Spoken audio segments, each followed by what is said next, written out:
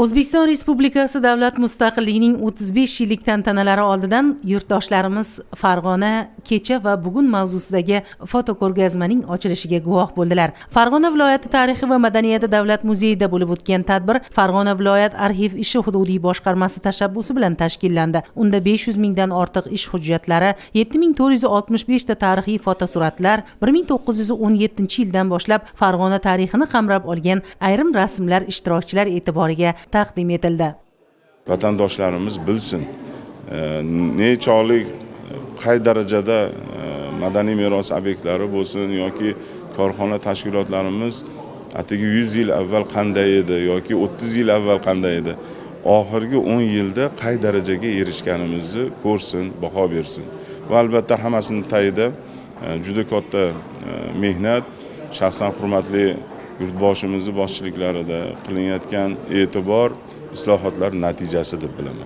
Arxiv fondida saqlanayotgan suratlar, hujjatlarda Farg'onamizning o'tmishi, bino va inshootlar tasviri, ijtimoiy hayot, odamlarning turmush sharoiti aks etgan. Shuningdek, shahrimizning bugungi qiyofasi ham tasvirlangan suratlarni ko'rish mumkin.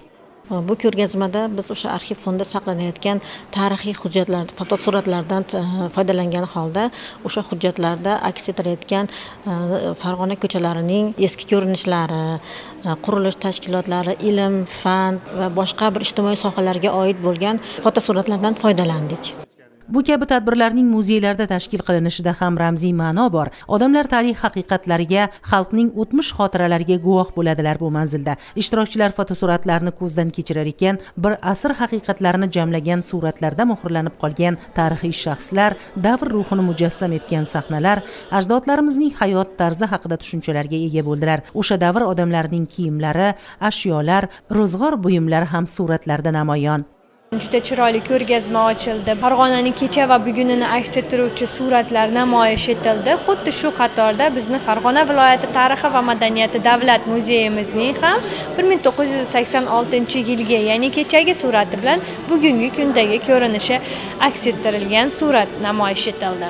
Bugungi tadbirimizda juda ko'plab insonlar ishtirok etdi va mana shunday kecha va bugunni aks ettiruvchi suratlardan yoshlar o'ziga alohida bir muhim ma'lumotlarni olishdi. Tadbir ishtirokchilari uchun bayram tuhfasi desak xato bo'lmaydi. Tarixiy xotirasiz kelajak yo'q. Ajdodlarimiz bosib o'tgan yo'l, o'tmish hayotimiz haqida xabar berib turadigan suratlarda kechagi kunimiz ifoda topgan. Fotoko'rgazma davom etmoqda.